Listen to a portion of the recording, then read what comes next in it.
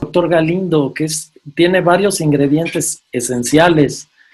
El primero es que le encanta el jazz y esto ha detonado que sepa muchísimo de jazz y le encanta su país y le ha detonado que sepa mucho de lo que sucede en el jazz en México.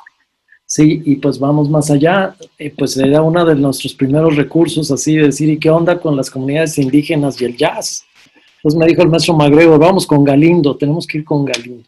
Y bueno, pues el doctor Galindo ya nos había acompañado en algunas pláticas, es un intelectual todoterreno, tiene 3 doctorados, tiene una lista interminable de publicaciones, se nos iría todo el rato aquí leyendo sus publicaciones, pero lo que más tiene es que es muy buena onda, ¿sí? Tiene una actitud muy bonita y de legitimidad para compartir lo que quiere y lo que sabe. Y bueno, pues se detonó primero una mesa de diálogo, ¿sí? Con el maestro Magregor, y yo les he de decir que lo que más he aprendido en este festival fue ahí en esa mesa de diálogo. El momento no es mío, si hay oportunidad yo les diría que fue, pero ahí es donde yo me he llevado la enseñanza y en resumen es que olvídense de los indígenas y el jazz, o sea, no, yo al menos me di cuenta que no conozco de la música de los indígenas, ¿sí? De la nacionalidad aquí, de la mexicanidad. Esa es la gran enseñanza que yo me llevo y me llevo una gran tarea de este festival y es gracias al maestro Magregor y al doctor Galindo. Entonces, bueno, pues el doctor y bueno, y los ponentes que estuvieron con nosotros, sí, Oxama, Capis, sí, sí, Enrique Juárez, sí, otro maestro también. Recuérdeme, maestro Magregor, ¿quién me falta? Eran 4. Estuvo el maestro Onésimo García. Onésimo. Él es de la etnia Mije de Oaxaca. Estuvo Efrén Capiz, purépecha de Michoacán. Estuvo el maestro Óscar Javier Martínez, mejor conocido como Oxama, un gran conocedor del jazz, y que conecté gracias al contacto que me pasó el doctor Galindo. Y también estuvo Enrique Jiménez, un etnomusicólogo muy, muy conocedor de las músicas mexicanas. Pues muchas gracias y con los 4 quedamos más bien de primero hacer un ciclo de conferencias con cada uno de ellos y ya después volverlos a juntar porque sí hay mucho trabajo que tenemos que hacer antes de llegar otra vez con ellos a seguir discutiendo, pero yo ya no me llevo más tiempo, venimos todos a escuchar al doctor Galindo. Doctor Galindo, oírlo a ustedes, escuchar música, ¿sí? La manera en que usted va hablando y nos va diciendo es una musicalidad increíble y lo que nos va a transmitir. Somos todo oídos, muchísimas gracias, es un honor para nosotros que estés aquí con nosotros, Jesús. Gracias, Alonso. Pues empecemos. Para empezar, pues completar un poco lo que comentaba Alonso y lo que comentaba Mac. Sí, nos reunimos, como ahora son las citas en la pantalla, para platicar sobre lo que se podría hacer alrededor de este tema de lo indígena y el jazz. En principio, para solicitar fondos, como mencionaba ahorita Alonso. Pero también de inmediato apareció en la agenda, en esa charla, en esa pequeña tertulia para bosquejar qué era lo que íbamos a hacer esta semana con este tema, apareció que era un asunto del cual hay poca información sistematizada, compartida, y esa poca que hay está poco difundida. Y si hay información sobre asuntos de música indígena y jazz o música contemporánea, es algo que está relativamente ausente de las agendas, tanto de los músicos de jazz como de los pensadores sobre México, lo étnico. Hice una revisión en las semanas que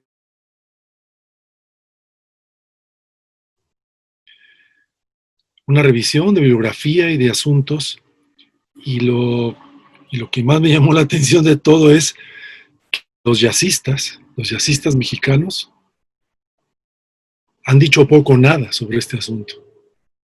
Y esto ya sería una primera pauta. Estamos en un festival de jazz. Estamos en un festival de jazz en una escuela de música. Y entonces el primer punto era, bueno, ¿qué han dicho los académicos de la música, los académicos del jazz, sobre este asunto de lo indígena y de la música indígena?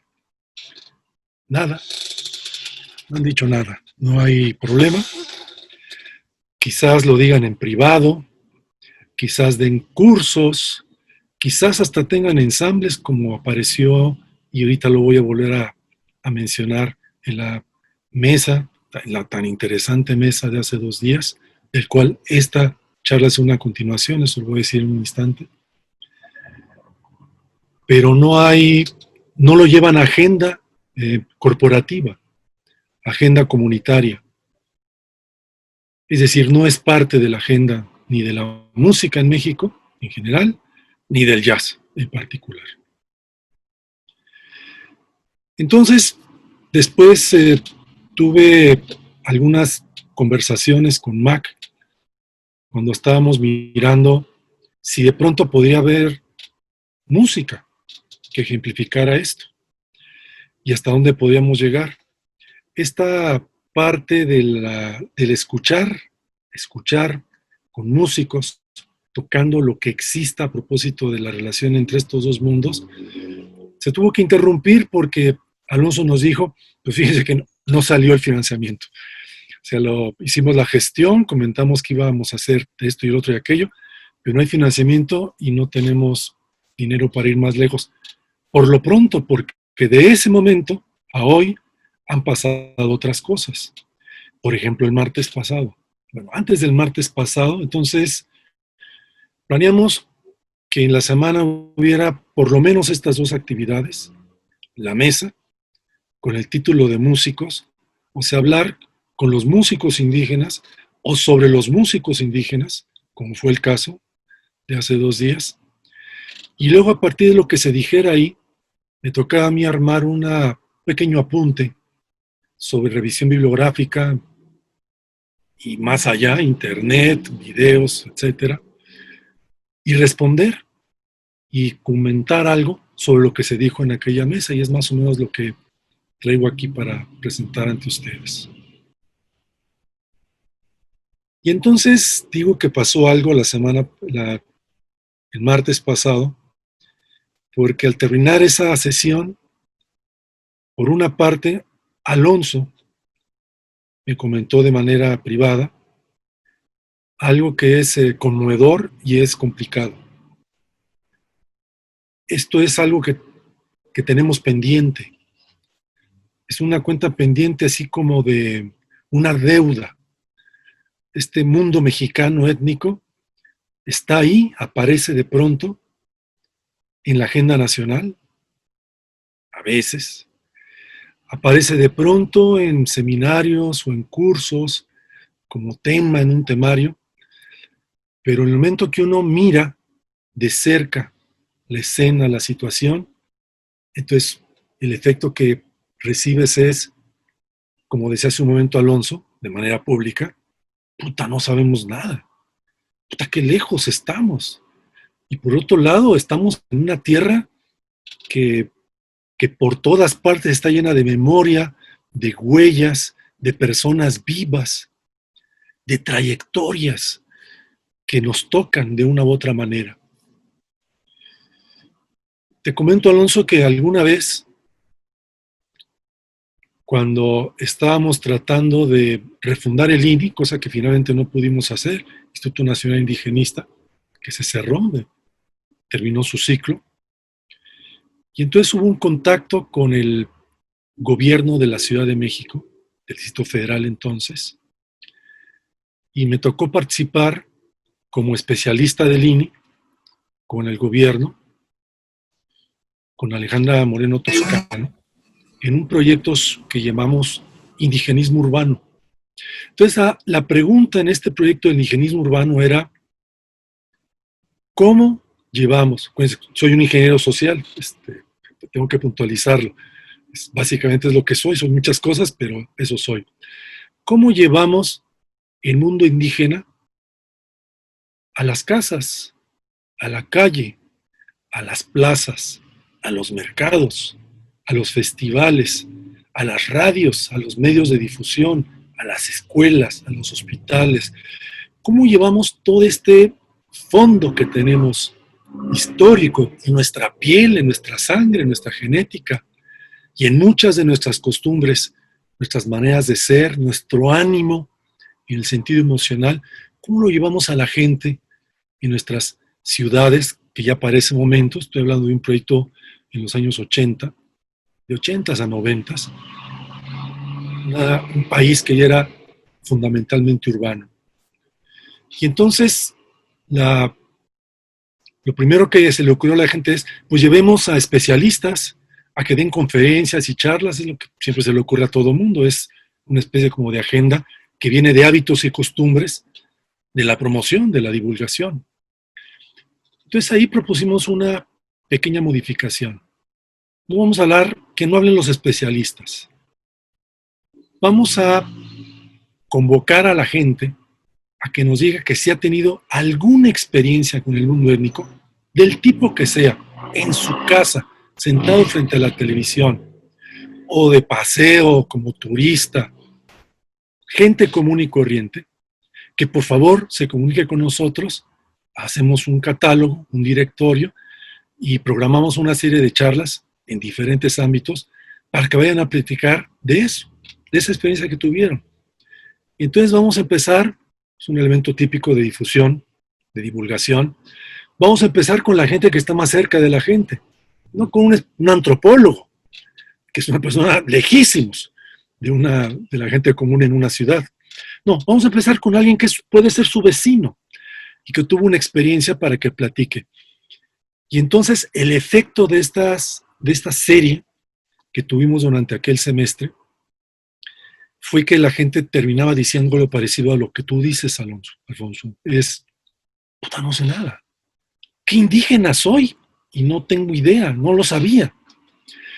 Y entonces es un gran tema que voy a retomar inmediatamente en el primer punto de la charla. Y por otra parte, en el caso de el MAC terminaba emocionado la mesa del martes y decía, es que esto es la punta de un iceberg. Tenemos un montón de temas que han aparecido aquí y del que vale la pena saber más y promoverlo y difundirlo. No sabemos qué efecto de público tuvo la charla, pero tomando como referencia estas dos experiencias directas de los que empezamos esto y aquí estamos, pues parece que algo mucho más de lo que hemos hecho hasta ahora en esta actividad del martes y en la actividad que tenemos ahora, puede suceder como Alonso, que ya se comprometió, a un ciclo, de los ciclos que él hace los fines de semana, ahí desde la Universidad Autónoma de Querétaro. Bueno, tengo un puntaje de 14 puntos en 5 títulos, y el primero de ellos es un apunte conceptual general. Son apuntes, por supuesto no tenemos tiempo de desarrollar nada de esto en el rato que vamos a estar por aquí. Este primer apunte conceptual simplemente nombra 2 títulos para que los tomemos como referencia y tenerlos de telón de fondo a un lado a la hora que hable de todas las demás cosas que las que voy a hablar. Interculturalidad y mestizaje. Una amiga de Colima,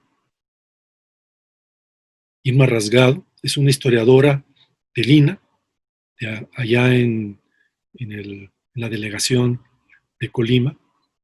Estuvo mucho tiempo aquí, y es oaxaqueña, estuvo mucho tiempo aquí del Istmo. Es una de esas mujeres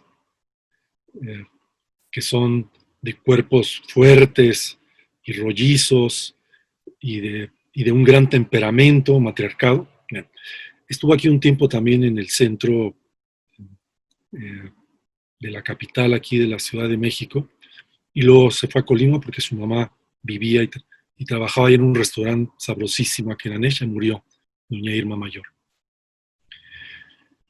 Y entonces ella hizo un estudio sobre cómo andaban los sustratos, los olvidos de los sustratos étnicos en la sociedad colimense. Y entonces, para su sorpresa, porque no lo esperaba, ella venía con una agenda distinta, étnica en el sentido indígena de la palabra, y no se esperaba que el sustrato más fuerte en la sociedad colimense, que es tremendamente racista, blanca, con apellidos españoles, franceses, alemanes, las élites, no se esperaba que la mayor parte de la sociedad colimense, que además no es muy grande, es uno de los 3 estados pequeños del país, el sustrato que tenían más en común era el de la negritud. Entonces ustedes le preguntaban a un colimense en la calle, oiga, ¿ustedes viene de negros? Yo, no, hombre, yo no vengo de negros, no. Soy un mestizo, pero me llamo Pérez o Ramírez o lo que sea. No, yo no tengo nada de negro. Los negros están allá en la costa, por esas zonas marginadas, negras, pero no, acá no. Acá, en tierra más alta, no, acá no hay negros. Pues resulta que todo el mundo era negro, en algún sentido. Estos son los secretos de lo invisible del mestizaje.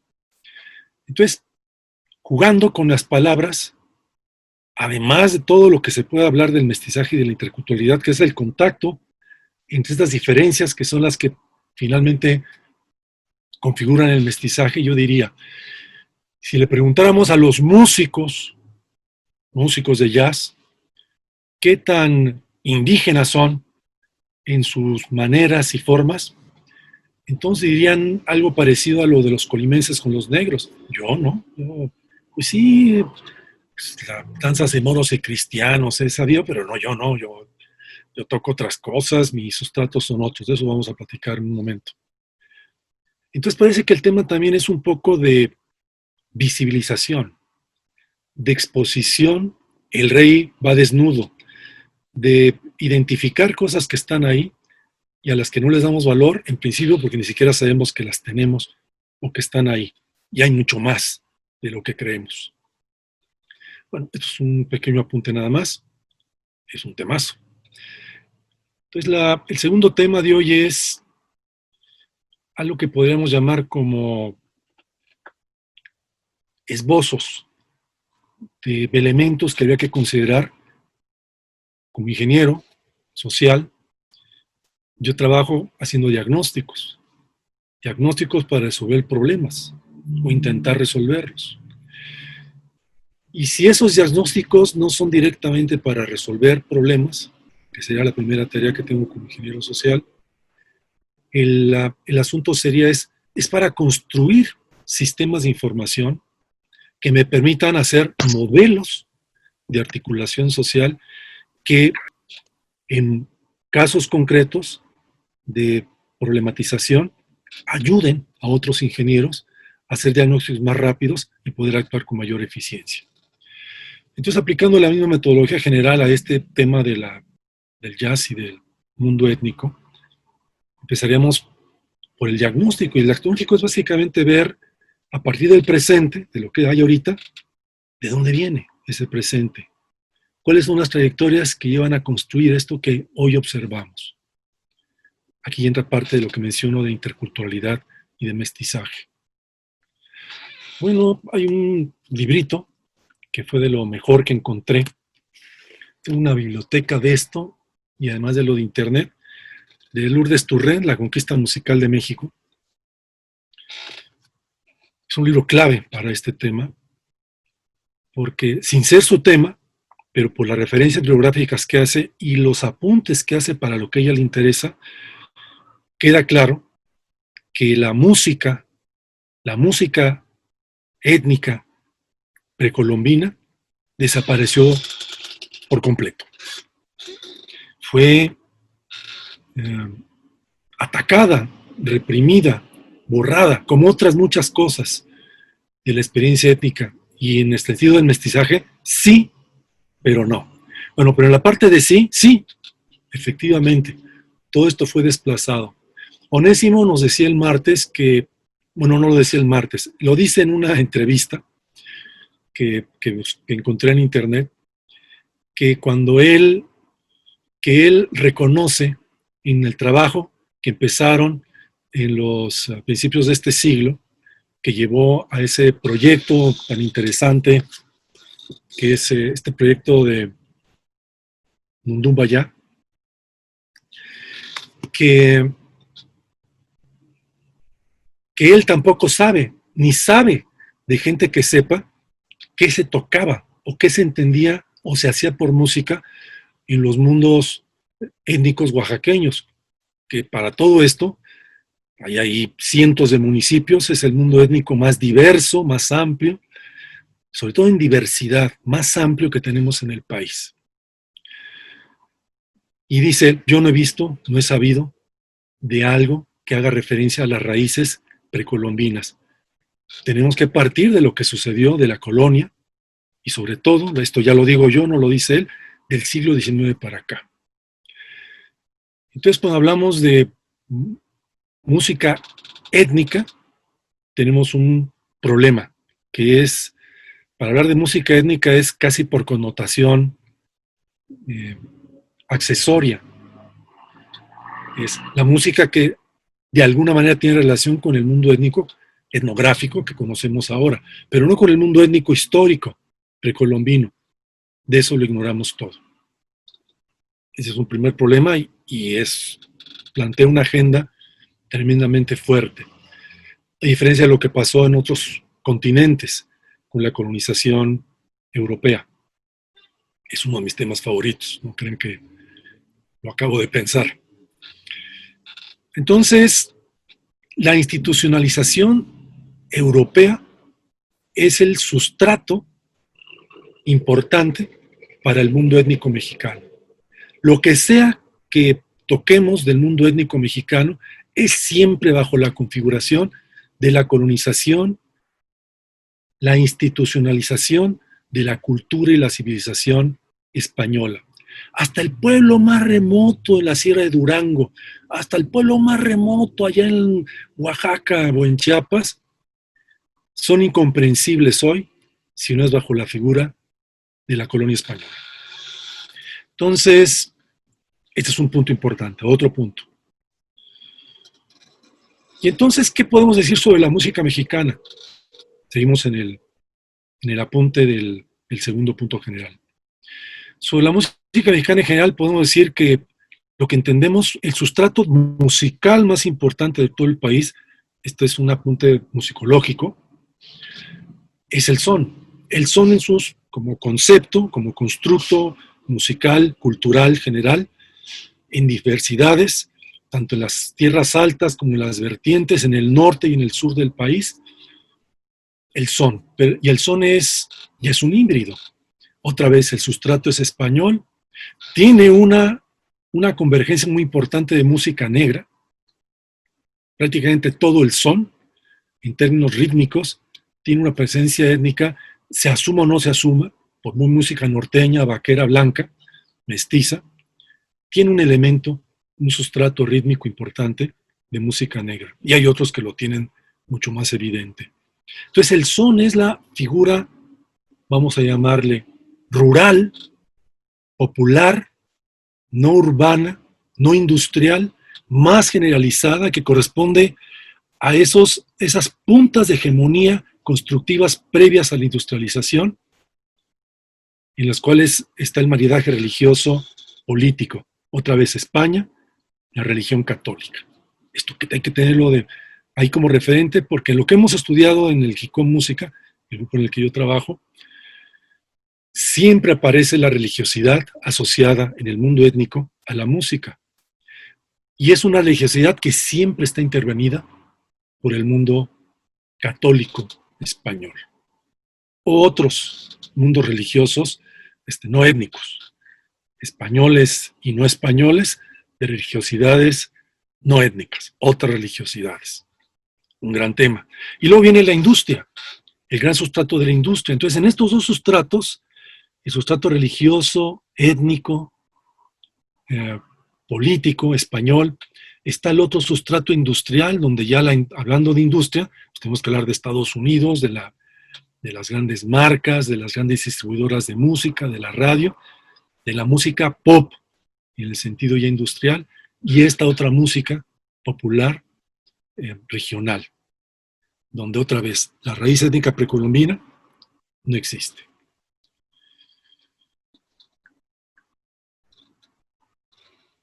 ¿Qué efecto tiene, es el último punto de este segundo punto general, qué efecto tiene esto sobre la musicalidad contemporánea como sentido común, como manera de entender al personaje cualquiera de la calle?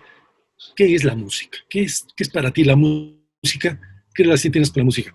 El trabajo que hemos hecho en cerca de 12 ciudades en el país, en un trabajo etnográfico, es qué relación tiene la vida de la gente en las ciudades con la música. Entonces, el prestigio musical. Este es un tema que se trató el martes, también el anterior. Es un tema que se trató el martes y es un tema muy delicado. Hablar de lo indio es hablar de un prestigio en un sentido negativo. Es desprestigiante. Yo creo que para un músico, cualquiera, sea académico o no sea académico, decirle algo parecido a tocas como indio, no sé decir, hombre, gracias, híjole, no me esperaba eso de ti, te lo agradezco mucho, sino todo lo contrario, es, ¿qué traes conmigo, güey? A mí no me hablas en ese tono, es desprestigiante. Entonces, este elemento del prestigio que viene de la colonización, viene de la marginación, del lugar que tiene lo étnico en general en la cultura contemporánea, es un problema que no es menor. Entonces, este punto del prestigio y la música es un tema que, diría yo, tal vez, para leerse la mano entre gitanos, sea el principal problema para programas o proyectos musicales que pretendieran explorar o desarrollar algo en relación a lo étnico.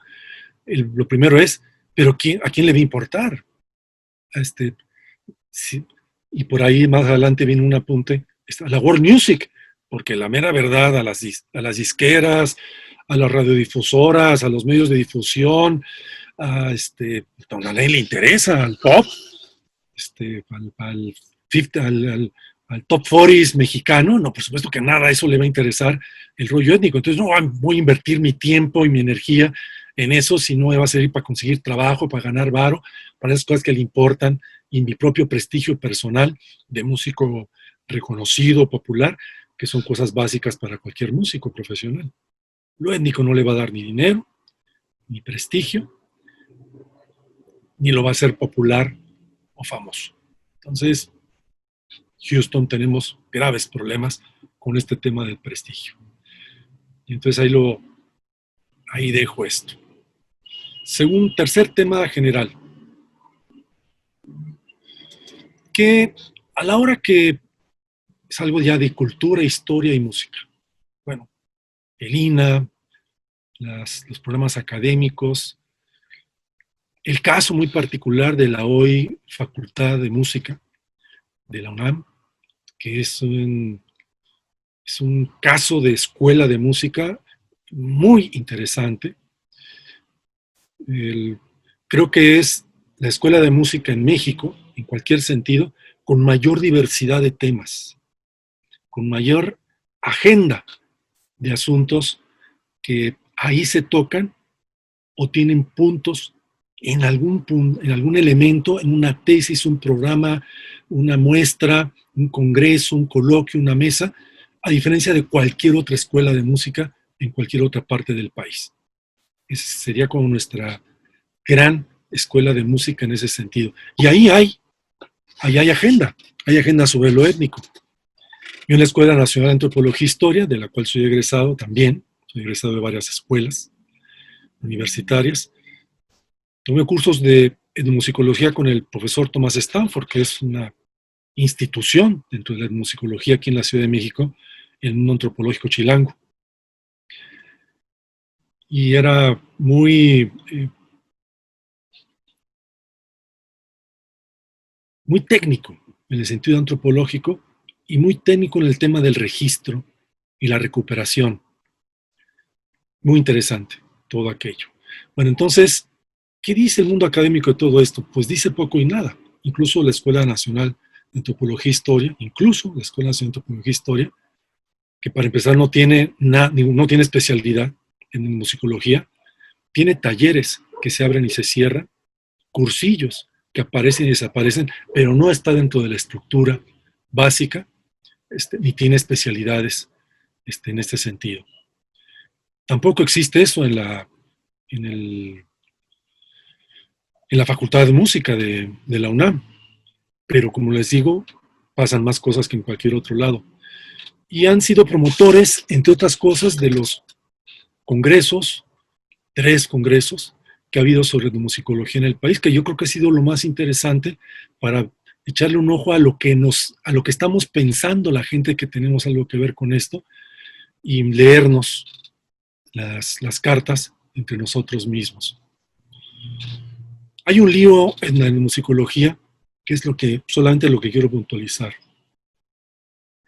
Si te vas a la parte musicología, entonces resulta algo que es, bueno, ¿de qué tipo son las escalas? Podemos marcar compases, cuáles son las formas rítmicas básicas, qué relación hacen melódica, rítmica en la música indígena. Es posible hablar de una armonía, como se habla de la música hindú, no sé qué, una armonía, la música étnica. Es muy interesante esto porque la música étnica, como les digo, es básicamente pasada por el sedazo de la música, de lo que hicieron los españoles, los curas y la institucionalidad religiosa española en su proceso de colonización en México. Pero entonces es un discurso europeo mirando lo étnico. Es decirles que este es un problema también de la antropología, pero en el caso de la etnomusicología es un problema que es típico de la musicología, es mira desde el lenguaje, desde las gramáticas europeas del siglo XIX y parte del siglo XX, todo, como si fuera un lenguaje universal. Una y otra vez escucho, es que la música es un lenguaje universal. No, discúlpame, no es un lenguaje universal. La música no es un lenguaje universal. Lo podemos universalizar, eso es ingeniería social. Eso es ganas de hacer, desde un punto de vista, cosas a los demás, como lo hace la Coca-Cola. Entonces, el decir que la música es universal es un discurso de Coca-Cola. Más bien tenemos una multitud de musicalidades regionales, étnicas, históricas, una multitud, músicas en un sentido plural. Entonces, esta centralidad, este etnocentrismo europeo también permea en la musicología y en la etnomusicología. Pero ahí no nada más está el problema también está del lado de la parte etno. Porque cuando empieza el pleito interno en la musicología es, ¿qué tanto sabes de música como para hablar de la música étnica?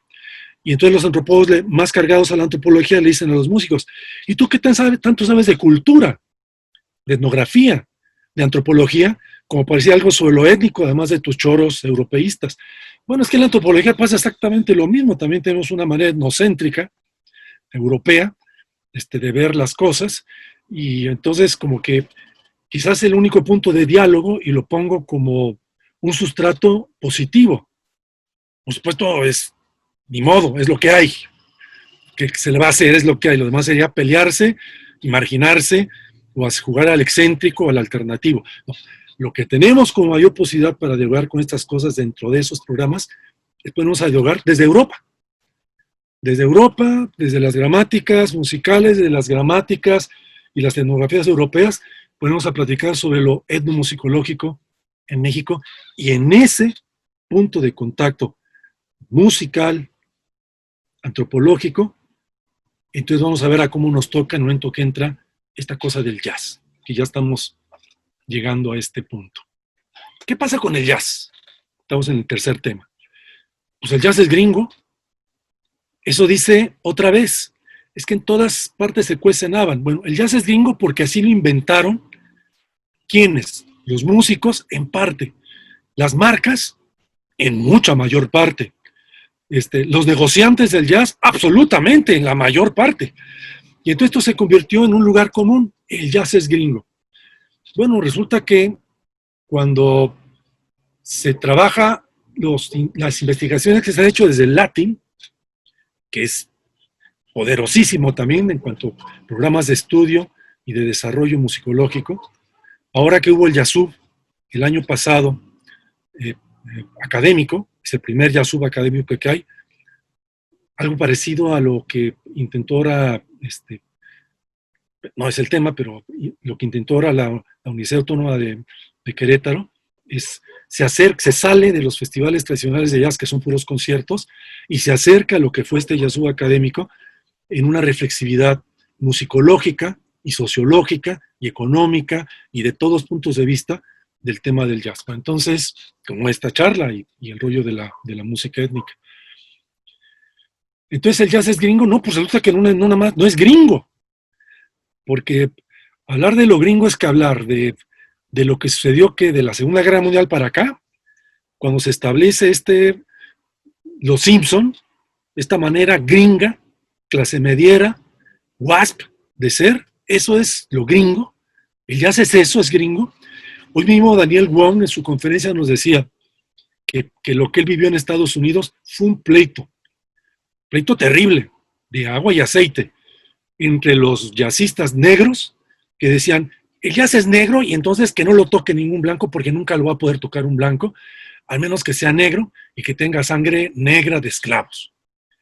Esto que lo he dicho más de una vez, el grupo Marsalis. Y por el otro lado están los jazzistas blancos que dicen, no, el jazz no nada más es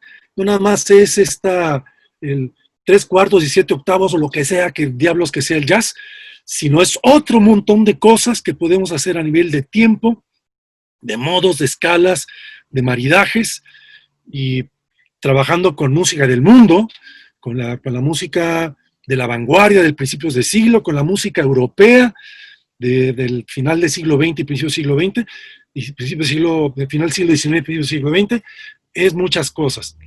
Entonces están entre los y esto cuando se llega al free jazz, es terrible, porque el free jazz tuvo una vertiente política de acabemos con los blancos.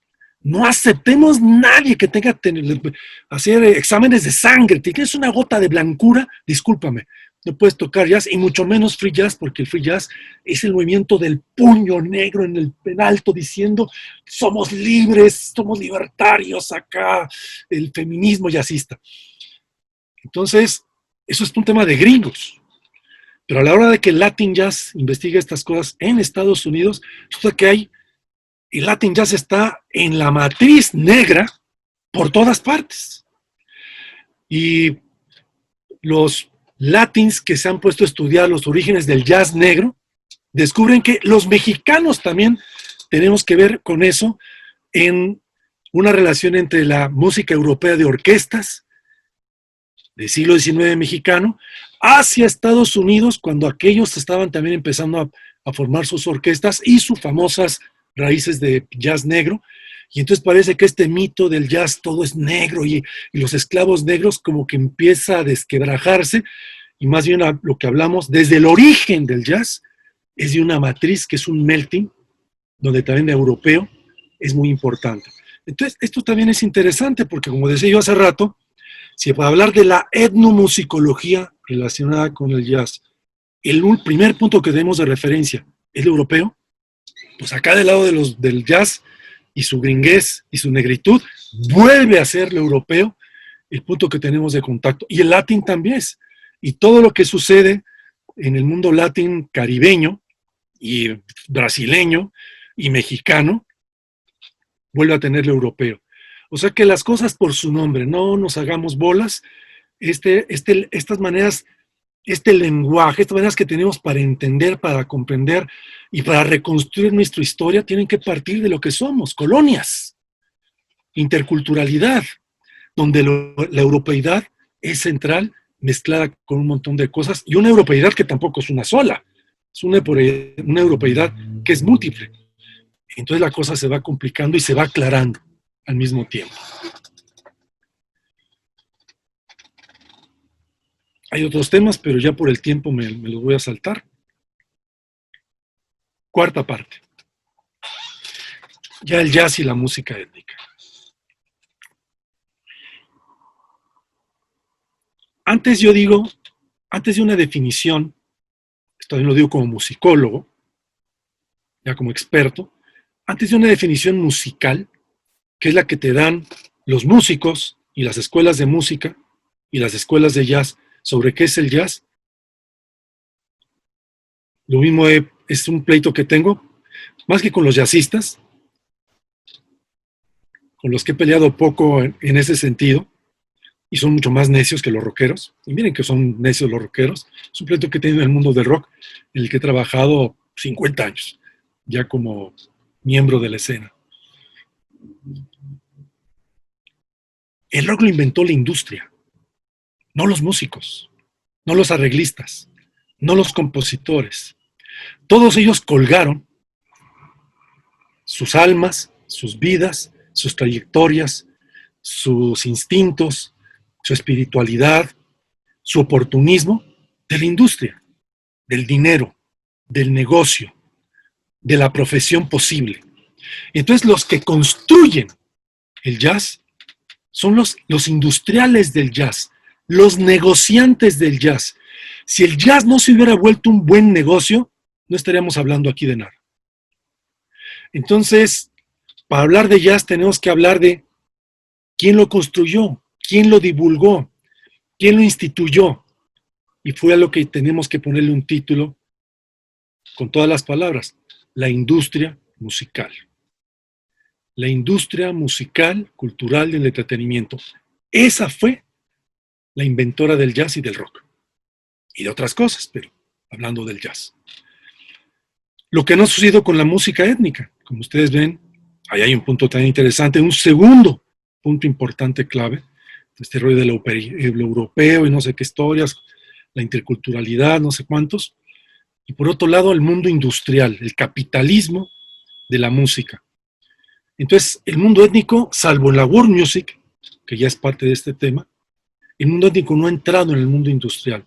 Y entonces la única puerta que tiene el mundo étnico, musical, para entrar al mundo industrial es este catálogo, esta categoría que es relativamente reciente, es una categoría de final del siglo XX para acá, que es la world music. Y entonces si algún diálogo puede haber entre esa cosa del jazz, que es muchas cosas, todo es jazz.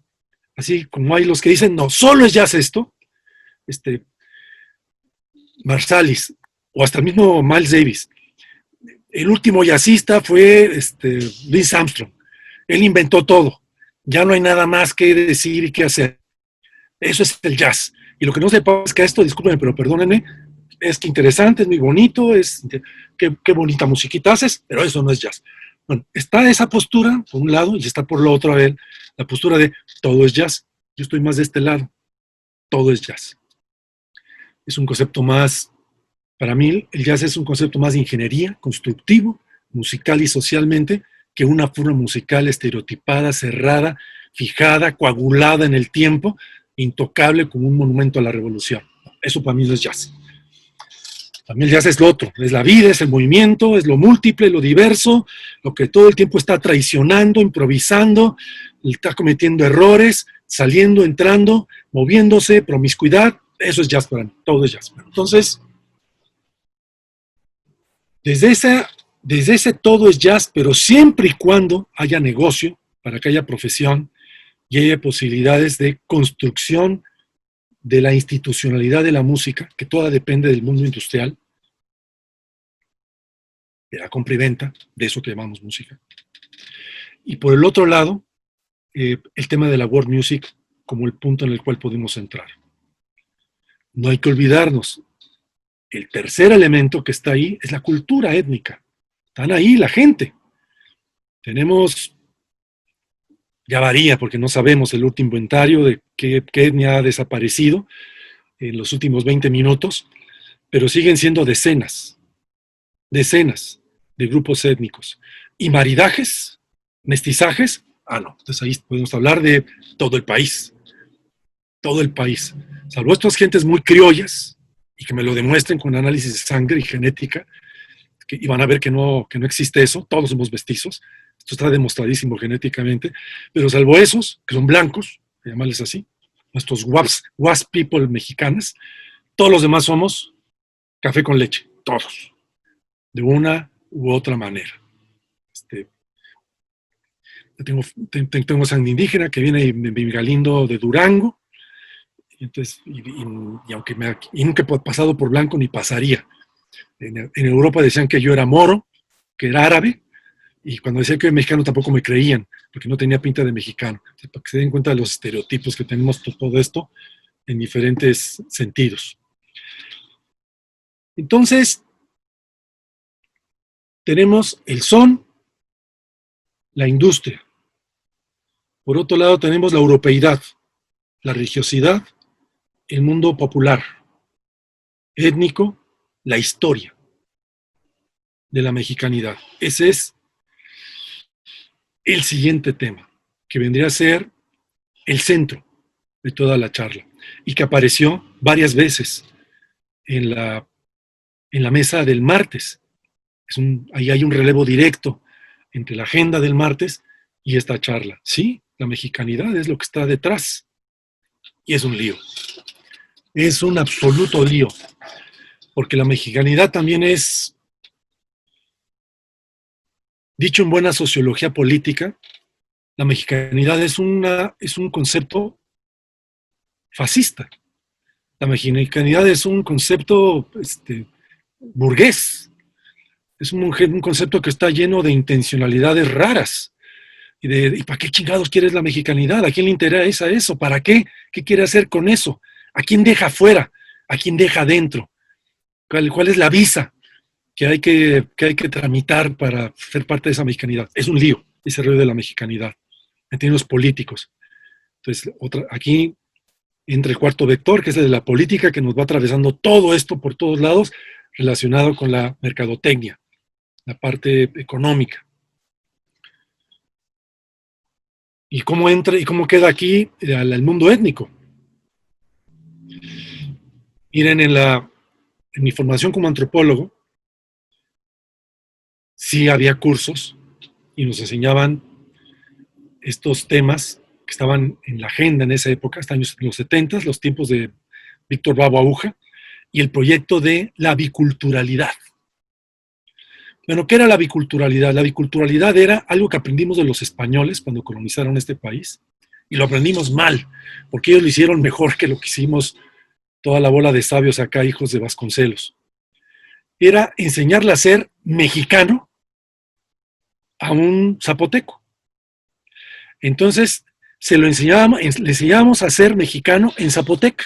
Esa era la biculturalidad. Eran los proyectos de bilingüe bicultural. Te enseñamos a ser zapoteco para hacerte mexicano. Y te enseñamos en zapoteco cómo ser parte de la cultura nacional. Esa de la Constitución mexicana que acabamos de celebrar hace unos días. Pues es un lío. Es un lío este asunto. Me tocó, estaba yo ahí, metido en el INI, cuando la revisión del artículo de la Constitución sobre lo mexicano, a la cual se le agrega, justo en la misma época del subcomandante Marcos, lo cual no es casual tampoco, justo en esa misma época se agrega el término del derecho a la nacionalidad étnica. No existía. Es de los 90 para acá apenas, del 94 para acá. Antes de eso, si tú eras zapoteco, discúlpame, muy interesante tú ser zapoteco, pero eres mexicano, no existes, cabrón. No hay más que mexicanos en este país. O eres mexicano o eres extranjero. No hay zapotecos, hay gringos, que son otra nacionalidad, y tú no eres nacionalidad, eres una etnia. Entonces, en el 94, por un esfuerzo, una batalla, con la época de Salinas de Gortari, se plantea del derecho étnico. Y a partir de ahí se abre una agenda que está abierta hasta la fecha, y que, por cierto, no incluye en ningún reglamento, ningún proyecto, ninguna nada, más que coyunturalmente, según lo que yo revisé, este asunto de la música. Hay otros rasgos étnicos que hay que defender, que hay que proteger, según la política cultural pública, pero no la música. O sea, defender la música es es lo menos étnico, como acabo de decir. Hay otras cosas que tienen un carácter más étnico, en el sentido de política pública, que la música. Y entonces todo se complica. Miren ustedes. Me voy a extender un poquito aquí y luego remato ya en el último punto. Sí. En el caso del rock, como se decía en la mesa anterior, tengo una compañera en Jicón Música que trabaja con rock indígena. Y hay una red sobre rock indígena. No existe una red sobre jazz indígena. Ya vamos para ahí, estamos por terminar, porque realmente hay muy poco que decir, como se dijo en la mesa del martes. Y entonces ahí está una red que hace congresos. Y entonces tenemos rock indígena en Veracruz, fuerte, desarrollado, con propuesta. ¿Qué quiere decir? Ahorita les voy a decir qué quiere decir rock indígena. Tenemos en Puebla, tenemos en Oaxaca, tenemos en Chiapas, tenemos en Morelos y en otras partes del país, menos, pero también. ¿Qué es rock indígena? Rock indígena es tocar rock, pero cantando, lírica, en otro idioma, en un idioma mexicano étnico. Eso básicamente es el rock indígena. Entonces, hablar de presencia de qué música indígena maridada con el rock, que tampoco es mexicano en sentido estricto, también es gringo, industrialmente gringo, cultural, industrialmente gringo, a decirlo con todas las palabras. Pues hay cosas, hay experimentos, pero cuando uno va a las tocadas de rock indígena, donde están los muchachos indígenas tocando, no están tocando lo que tocan algunos compañeros que son académicos, muy sesudos y con un corazón muy abierto y muy curioso, que tratan de ver qué hacen con estas armonías rockeras y estas armonías de música indígena, que todas son europeas, en buena parte. Entonces, como ustedes verán, tenemos un problema, porque a la hora de hablar de rock indígena, estamos hablando simplemente de rock cantado en otro idioma, básicamente eso es el rock. Pero entonces viene la otra parte, la parte no musical. Pero ¿qué efecto tiene? Esto también lo mencionó el compañero de Yasfalto la semana pasada. Pero ¿qué efecto tiene ritual, situacional, de rock a la gringa, cantado en mije? ¿Qué efecto tiene ritual dentro? Ahí ya estamos hablando de otra cosa. Los lugares donde la tradición musical es la de las orquestas, esas las famosas orquestas, las de la Guelaguetza, que es un invento también que tiene 5 minutos. De pronto desaparece de ciertas áreas por la migración a Estados Unidos y la migración urbana interna, y estos muchachos empiezan a aculturarse, les decíamos de manera despectiva en los 70s, a ladinizarse, es decir, a blanquearse, a olvidar lo indígena y para convertirse en otra cosa. Es una manera muy chafa de decir esto, en realidad. Recuerden el tema que tenemos del mestizaje y la interculturalidad, es una cosa mucho más compleja que hablar de que si no usas taparrabo, entonces no eres indígena. Es mucho más complejo que eso. Las primeras camisetas de Michael Jordan que se vendieron en el país, se vendieron en la zona, en la Sierra de Juárez, en Oaxaca. No en el Palacio de Hierro, en la Ciudad de México, sino en la Sierra de Juárez, en Oaxaca, por el tema de la migración en la zona mije. Datos maravillosos. Mestizaje, interculturalidad. Entonces resulta que los bautizos son con rock. Las fiestas patronales son con ska.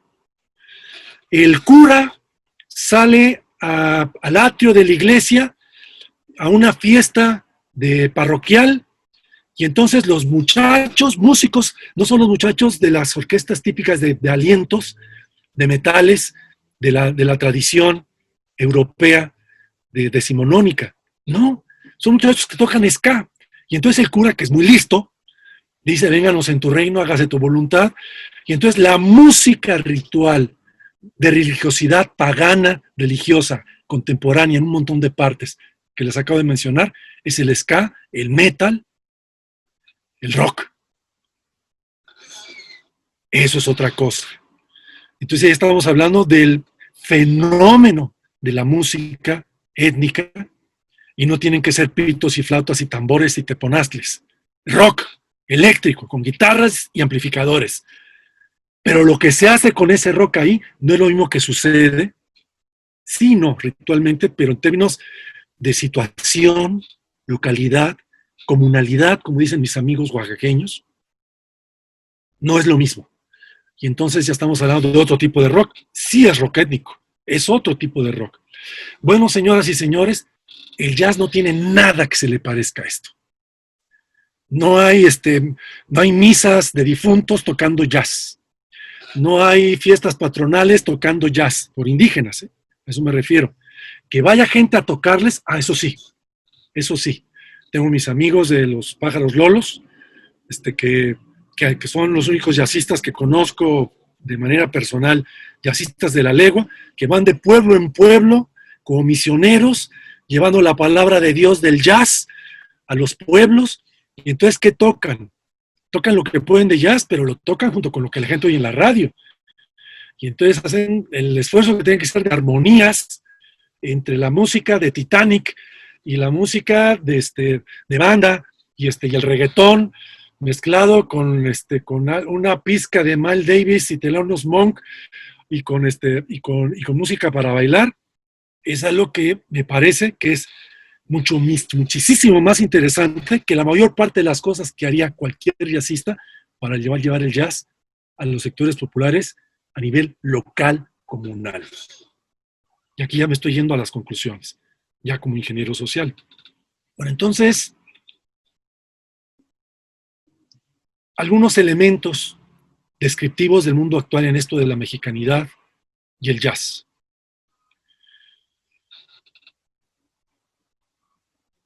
Existen, y fue parte de la gente que se presentó en la mesa, o toda la gente que presentó en la mesa, yo diría tal vez, por lo menos una segunda generación, van 2 generaciones de músicos bien formados, no músicos improvisados, músicos con formación académica de música, y que de pronto les late su corazoncito de, no quiero tocar como gringo. Estuvieron los maestros de Berkeley en el Yazoo el año pasado, y entonces los vatos decían, en un cubículo, con estudios de 8 horas diarias, ya casi yo estoy caricaturizándolo, pero eso era lo que decían, casi hemos logrado que un muchacho de las clases altas o de las clases populares de Chicago, de cualquier otra ciudad que vaya ahí a Boston, a Berkeley, toque como un negro de Nueva Orleans, de burdel. Lo hemos logrado. Después de 4 años de tenerlo encerrado en cubículos y estudiando 8 horas diarias, casi puede tocar como un... Y entonces yo, entre que me cagaba de risa, se me erizaban los pelos y decía yo, cámara, es fantástico, realmente es impresionante, pero qué perverso suena. Suena, no puede ser, no mames. Es increíble, es un Frankenstein. Como un morro de clase de judío, que no tiene nada que ver con los gringos, con los negros de Nueva Orleans, de burdel, después de 4 años de piano y de 8 horas diarias de estudio, casi toca igual que él, no se nota la diferencia. Si lo escuchas nada más, es lo mismo. O sea, yo, wow, pues sí, efectivamente, el corazón de la difusión cultural es la imitación. Es la imitación, y entre más elementos técnicos tengamos para poder difundir los rasgos técnicos, formales que queremos replicar, más control tenemos sobre lo que queremos que se imite, sobre lo que queremos divulgar. Es ingeniería social básica. Pero ya que lo oyes, con todas las palabras dices, ay, no creo que esté bien eso. Y en cambio, por otro lado, este músico, estos onésimos y estos bluseros, lurépechas de la vida, dicen, yo quiero sonar más mexicano. Es muy conmovedor. Y otra vez viene el rollo. ¿De qué mexicanidad estás hablando? ¿De qué mexicanidad estás hablando? de algo que es como patrimonio histórico, patrimonio cultural de la humanidad. Entonces vamos a esperar a que alguien nos diga que es patrimonio cultural mexicano de la humanidad, musicalmente, y sobre eso nos vamos para hacer música mexicana. Este es un lío, está enredado con lo político, pero quiero agarrar aquí la parte emocional, sentimental. Quiero sonar a mexicano. Los compitas, Mabel Guizar, este es un compa de la Superior de Música, flautista, que fundó, junto con Jerry López, compañeros de que anda en Suiza, súper afrancesado hasta su manera de hablar, fundaron la Orquesta Nacional de Jazz de México hace unos años. Y el corazón era este concepto de la mexicanidad y el jazz. Y entonces, ¿qué hacer? Retomar la tradición de la orquesta de jazz, la orquesta de jazz con los chorromil metales, retomar la mexicanidad de nuestro real music, nuestro real book, mexicano, que es el cancionero mexicano. Esta cosa, de este libro que es una Biblia maravillosa de Vicente T. Mendoza, retomar nuestro cancionero mexicano y empezar a ver qué puedo hacer con eso, con jazz, porque es lo que hacen los gringos, de ahí salen buenas cosas, y empezar a hacer composiciones mexicanas y recuperar todo de todo, e irnos hasta las raíces, hasta los teponaztlis y los pitos y flautas. Maravilloso, y siguen en eso. En la presentación que hicieron de La Mexicana, que así se llamó su primer proyecto público, original, el año pasado, lo presentaron con poemas de poetas indígenas de diferentes partes del país, supuestamente de las 5 regiones identificadas en las que estaba organizada los 5 tiempos de la suite, la mexicana de jazz, y presentada con estos grupos. Era un proyecto, un esfuerzo de querer decir, va en serio lo de la mexicanidad, en esta dimensión emocional. Y entonces llegaron a mí preguntándome, ¿qué hay que estudiar, compa? A ver, ¿qué hay que estudiar? No nos tires choros acá complejos y que después de 15 años, no. Dinos ahorita, para este proyecto que tenemos de la mexicanidad y la Orquesta de Jazz de México, nuestra Orquesta Nacional de Jazz, ¿por dónde nos agarramos, mano? De José Revueltas y Galindo, ¿por dónde nos agarramos para agarrar la mexicanidad musical? Y por dónde vamos tramando. Muy complicado asunto, para que vean que esto que ahora nos ocupa a nosotros, los WACs y yo, de invitado externo a este asunto, ya está en la agenda, digo, por lo menos 2 generaciones, más los compañeros estos que asistieron a la mesa. Y hay otros. Alberto Palomo en Yucatán.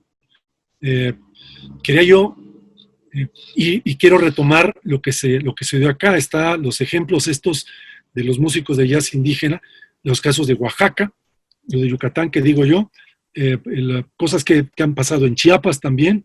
Ameneiro es un fenómeno muy interesante, sobre todo en sus inicios, estaban muy preocupados en esto, pero luego se dieron cuenta que no llegaban muy lejos, y entonces empezaron a explorar la musicalidad en un sentido más global, posmoderno de la palabra. En fin, hay diversas puntas de ejercicio en estas 2 generaciones. Bueno, hay una música étnica contemporánea, sí la hay. Sí la hay. De músicos étnicos, mexicanos, indígenas, sí la hay. Pero toda está pasada por la armonía europea, voy a decirlo rápido, para ir hilando mis temas. Con un corazón emocional, en una curiosidad y en unas ganas de recuperar raíces, de hacer música. El maestro Malacara ha escrito varias notas sobre este proyecto de Oaxaca, que es el grupo está formado por gente del Valle, o sea que son mestizos básicamente, y gente de la Mixteca Alta, como Nésimo. Bueno, dice de este disco, que tengo aquí en la mano, que es su disco del 2008, que pueden encontrar ustedes en Spotify. Hay una rola, que es El Arroyito, y hay otra rola, que es una suite, que es la que le da título al disco, que se llama Movimiento Contrario Suite. Estas dos rolas se las recomiendo mucho, porque en base a eso, el maestro Antonio Malacara dice, no hay nada, nada. Fíjese nomás, Malacara, que en este exabrupto emocional de experto, y además va mi espada en prenda y voy por ella, y lo defiende. No hay nada más original de jazz, no de jazz étnico, no hay nada más original, dice, de jazz en este país, en la historia, que este proyecto. Nada. Entonces es un tema con el que quiero terminar este hilo de cosas. ¿Por qué lo dice de esa manera el maestro Malacara? Porque él siente, otra vez la parte emocional, siente que esta gente sabe de jazz, porque sabe de jazz, están formados en jazz, son buenos, son maestros de educación superior de jazz. También reconoce que esta gente retoma estos elementos étnicos contemporáneos, siglo XIX para acá, etnohistóricos, por lo menos, de música étnica mexicana, y hacen un esfuerzo por hacer maridajes armónicos. Y además, composiciones originales. Hay arreglos y hay composiciones que los jarabes famosos, los sones, las chilenas, de las que hablaba Onésimo o no sé si lo hablaba la semana pasada, el martes, o lo he escuchado decirlo en otra ocasión, retoman estos elementos que son decimonónicos, básicamente, para acá, de los cuales hay texto, partituras, transcripciones sobre las cuales se puede trabajar, y suena a México. ¡Wow! Suena a México. Hoy decía Daniel Wong que para el asunto de la mexicanidad, la base era el compromiso con tu oído. Así le decía él. ¿A qué se refiere con oído? Una metáfora, es una imagen. Con lo que tenemos ahí de toda la vida, antes de saber música, antes de dominar un instrumento, antes de dominar escalas de arpegios, antes de todo eso, antes de saber las 500 rolas básicas del Real Book, antes de cualquier oso, el oído. Eso, yo en la infancia en Veracruz, oyendo a Benny Moré en la radio, todo el puto día, todos los días, oyendo música cubana y son, jarocho, y en vivo, no tanto en radio, oyendo guapango, en fiestas, el son. Y entonces eso no te lo quitas. Eso no dices, a partir de mañana ya no soy veracruzano, y ya no soy naco, y ahora puro rock y puro jazz. No, señor, eso está ahí. Y entonces decía Daniel Wong, y esto es muy interesante, si hago jazz y estoy haciendo jazz en Berkeley, va a sonar a Benny Moré y al son y a guapango. No puede sonar otra cosa, carajo, que a eso, porque eso es lo que soy. Ese es el oído, la vibración que tengo internalizada, la música que me ha construido como piel, como ojos, como sabor, como color, como sensación, como rabia, como alegría, como gusto, como resentimiento, como aspiración. Eso es lo que soy. Y entonces no tengo remedio de decir a Daniel Wong, acá hago yo mis mamadas de jazzista, pero soy mexicano. Soy todo ese oído que tengo. Y dice Daniel, lo decía de manera muy tenue. Y si además, como sucede con Onésimo, y como sucede con esta primera y segunda generación de gente, músicos étnicos que sienten que deben hacer algo mexicano con el jazz, entonces hay una intención, que esto es lo que quiero subrayar. Ya no nada más hay oído, hay intención. Soy un músico formado técnicamente con todo este lenguaje europeo, y además quiero recuperar mi sentimiento y mi oído y hacer música mexicana, étnica, en el sentido contemporáneo de la palabra. Y la hago. Y entonces podemos hablar de que hay un movimiento en ese sentido. No estoy seguro. No lo podía afirmar. Sí, trabajé como ingeniero social el concepto de movimientos sociales 30 años. Y hay una tipología de acuerdo a la densidad, el espesor y la organicidad. Vamos a decir que podemos decir que hay un movimiento cuando hay gotitas como del mismo color, con la misma textura, en diferentes partes. Mirada cada gotita en su contexto, prácticamente no existe, es nada. Pero si, visto desde cierta altura, de cierta distancia, miramos todo el goterío, entonces decimos, cámara, aquí parece que hay un riachuelo, un pequeño torrente, un movimiento. Y ya, por supuesto, cuando hablamos de movimiento es cuando ya el torrente se lleva entre las patas a todo lo demás, a todos los que eran los contextos de otro orden, y entonces ya esas gotitas se convierten cada una en una cascada, en un río fuerte, en una caída de agua de la sierra, en tiempo de lluvias, ya incontenible. Entonces, tenemos eso en México.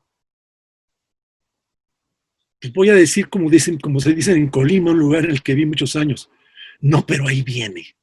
No, pero ahí viene. Sí hay un movimiento de mexicanidad, sí hay un movimiento de mexicanidad, y ese movimiento de mexicanidad tiene una connotación étnica, sí lo tiene, y lo empezamos a notar en diferentes partes del país, y ya si hiciéramos un censo, cubre buena parte, o casi la totalidad, o por qué no decirlo, a ojo de buen cubero, todo el país. Y va creciendo. Será un torrente. Viene un movimiento de mexicanidad alimentada por la técnica, el saber, el conocimiento, la sapiencia, la sabiduría de los jazzistas, que son de los músicos como sensibilidad más complejos que tenemos en nuestro medio. Según el diagnóstico que he hecho de los músicos de la Ciudad de México, no hay músico con una complejidad sensible mayor que los músicos de jazz. Por eso son los más promiscuos. Por eso pueden tocar a la primera con cualquier tipo de gente, cualquier tipo de música, porque están formados a maridar, a mezclarse, a dejarse penetrar. No lo de los músicos del Conservatorio Nacional del Jazz, de solo jazz es esto, y agarra tu metrónomo y la chingada. No, no. Estoy hablando del músico que ya está en el medio, que ya que escucha, que toca, que conversa, que hace tertulia, que llamea, que palomea, que se deja llamar.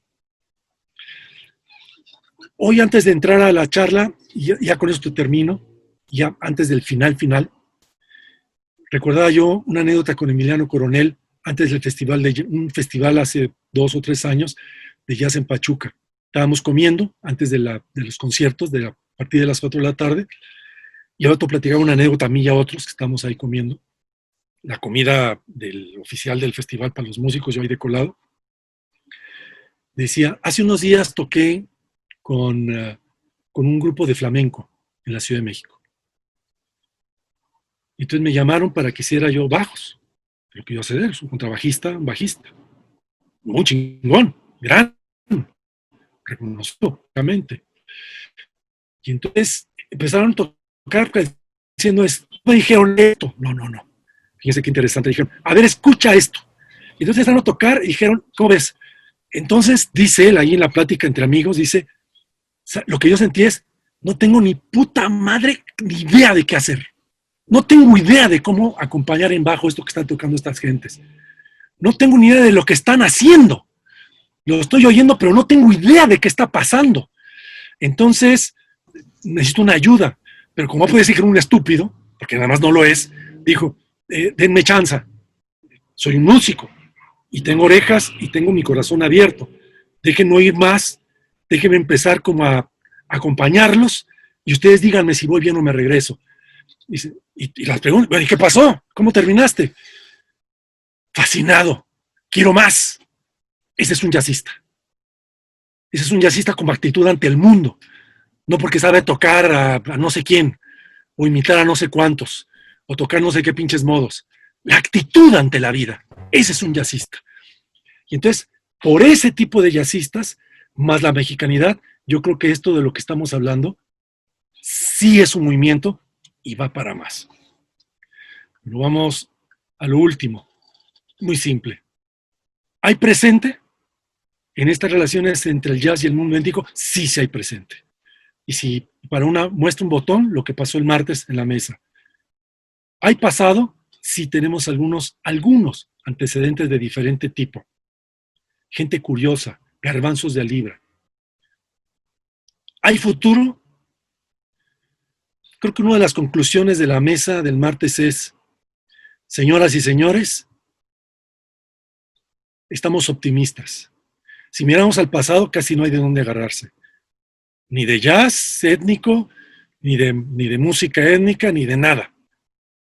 Pero aquí estamos nosotros. Somos el presente. ¿Y saben qué? Esto tiene futuro. Y yo retomo esa conclusión de la mesa como conclusión también de esta charla. Señoras y señores, hay futuro. Y si no está la estafeta que retomó la propia Universidad Autónoma de Querétaro ya de manera oficial, vamos a abrir un espacio para estos temas en la Facultad de Bellas Artes, en el programa de música popular contemporánea, y a ver a cómo nos toca. Señores, servidos. Te toca. Doctor, pues nos dejas el panorama, nos dejas la tarea, nos dejas la esperanza, ¿sí? Y nos dejas pues una agenda tremenda que pues tenemos que empezar a trabajar en cuanto pase Santa Claus y el Merry Christmas. Luego nos tenemos que arrancar a trabajar porque no hay tiempo que perder y hay todo este impulso que ir pues enfocando y que nos lleve. Y hay varias cosas muy interesantes escritas aquí. Me gustaría, tenemos unos minutos, entonces tal vez ir leyendo yo algunas reflexiones, porque ahora sí que lo importante es lo que piense aquí el pleno, ¿sí? el respetable público. Son reflexiones, las voy a ir leyendo y tal vez al final nos podrías tú pues, dar una última visión, como para que haya una pequeña retroalimentación. Entonces, Galo Samaniego dice, bueno, uno de los músicos que tiene un buen proyecto en México es Daniel López Infanzón, donde fusiona la música de Oaxaca con el jazz. El concepto es que el Latin Jazz, porque solo tiene que ser como son cubano, el que lo hace y se escucha genial con música de Oaxaca. Entonces habla pues, del proyecto de Héctor Infanzón, ¿sí? Oxama, bueno, Alfonso Juárez te felicita, doctor, por la plática. ¿Por qué no puedes? Es muy fácil. Oxama, como apunte, la suite Movimiento Contrario está inspirada en el movimiento social del 2006 que vivimos en Oaxaca, nacida de la resistencia magisterial en donde el grueso de la participación fue indígena, mestiza y popular. Todo ese disco está atravesando por la realidad que nos circundaba cuando lo grabamos. Sí, muchísimas gracias. Efren dice, bueno, voy a leer un comentario anterior de Efren. Emanuel Hernández dice, ¿qué impacto cree que tuvo el trabajo de Hilario Sánchez dentro del ámbito musical en México, especialmente en el jazz? Esa es una pregunta que probablemente se quedará en el tintero, que Dios nos preste vida y la tenemos que aterrizar, ¿sí? Efren Capis, maestro Galindo, desde su punto de vista, ¿qué elementos pesan más en la música mexicana? Lo genético, lo social, lo mediático, el resultado sonoro o algunas otras cosas. Sí, entonces, bueno, pues siempre el tiempo es nuestro verdugo, hay algunas ideas. ¿Podrías regalarnos pues un cierre más o menos con el eco de lo que ahorita estuvimos leyendo, algunas inquietudes? Perdón que no alcancé a leer todas, pero pues si no se hace un tsunami. Sí. Ya había cerrado el micrófono. Lo de siempre, Alonso. Gracias por tu resumen, porque voy a hacer un comentario sobre cada uno de las cosas que tú mencionaste, entendiéndolas como tu manera de sintetizar la Vox Populi. Entonces, sobre lo de Daniel López Infanzón, interesantísimo el comentario, porque eso implicaría que parte de lo de la agenda, por trabajar, el gradiente. ¿Cuál es el gradiente de la mexicanidad de la que estamos hablando? Un gradiente que es, voy a poner un caso, música mexicana es cualquier música que se hace en México. Esto es parte de las discusiones que tenemos. Aunque sea música hindú de origen, Si eso se toca en México, así como lo que mencionaba del rock indígena, si eso se toca en México para hacerle cosas a la vida mexicana, ya es música mexicana. Oye, pero es hindú. Espérate, no te claves. Estoy hablando como etnomusicólogo. No se trata nada más de la música, en el sentido gramatical, sino del fenómeno de la música en un sentido de por qué existe la música, por la vida social. Entonces, ¿ya viste por dónde va el tema?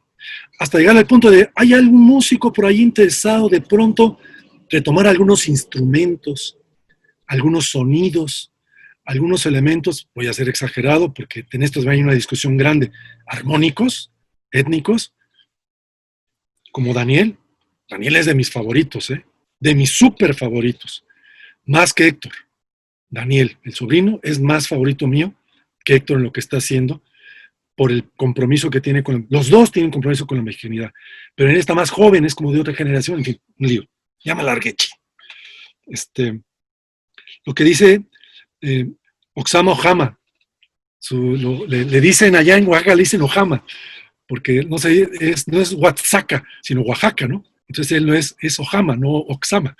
Entonces, sobre la suite, sí, otra vez, esto que es una cosa, y ustedes ahí, con la voz precisamente de Osama, en la suite, donde él lee unos poemas, un elemento poético, donde nos ponen en contexto de por qué la suite, en ese sentido de lo que acaba de mencionar.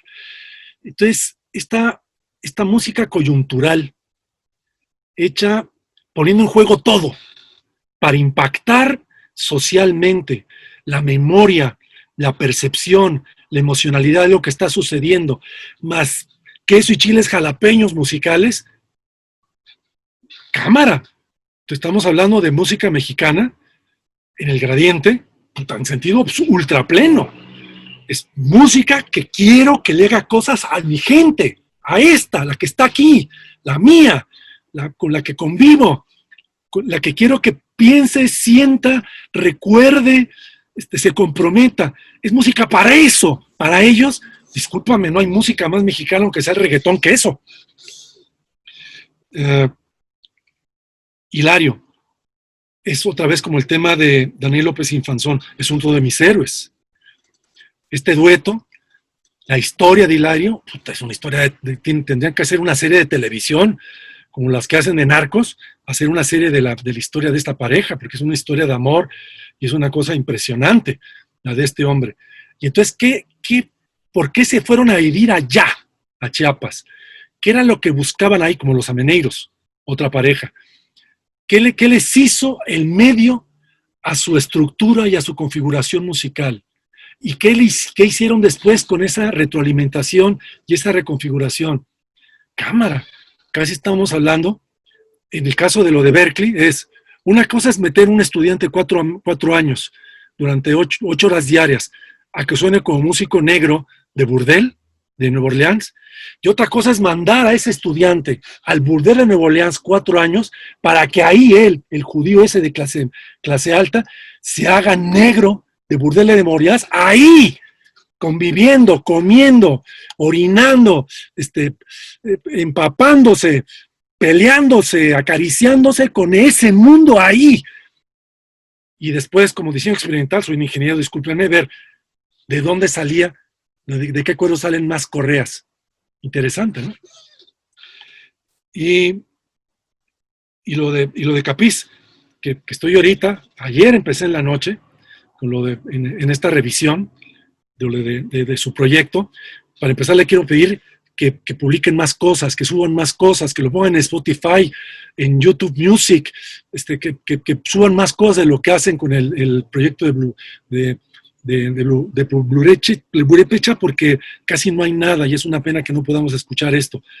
Es muy local, habría que ir allá, parte del gradiente. ¿Quieres oír, cabrón? Pues ven acá. No, es que lo quiero oír en mi casa tomándome un coñac. No, cabrón, si tú quieres oír este proyecto de compromiso con lo local, ven aquí y escúchalo aquí, vato. Escúchalo aquí en el bar, escúchalo aquí en el café, escúchalo aquí en la pizzería, escucho aquí en la comunidad, escúchalo aquí en el festival, aquí escúchalo. Todo eso es parte del gradiente de todo esto que pretendemos construir, Alonso. Y entonces, ¿qué tiene más peso? Todo tiene peso. Todo tiene peso. Pero quiero retomar con lo que concluí, con las citas de Malacara y de Daniel Wong. ¿Qué es lo que tiene más peso? La intención. La intención esa de quiero sonar como somos nosotros, la comunidad.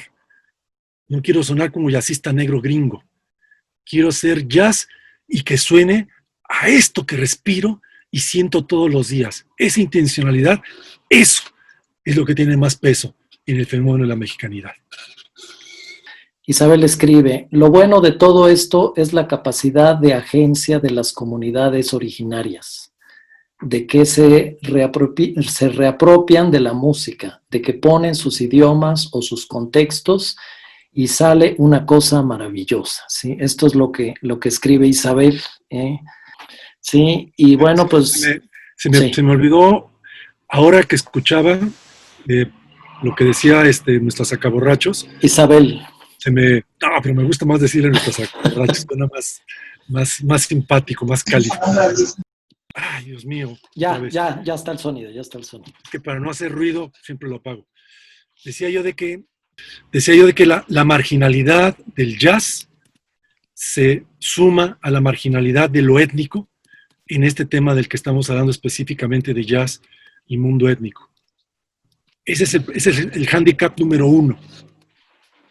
Porque cuando hablaba yo del rock étnico, es porque el rock tiene mejor prensa para el mundo étnico. Está más cercano a los muchachos jóvenes indígenas, el jazz no. Entonces tenemos una doble marginalidad en este tema del jazz y el mundo étnico, que las dos cosas son marginales para lo que sea que estemos construyendo de mexicanidad en este país. Y hay que tener principio de realidad y empezar por donde debemos empezar, ni más abajo ni más arriba. Creo que es una idea también importante, Alonso.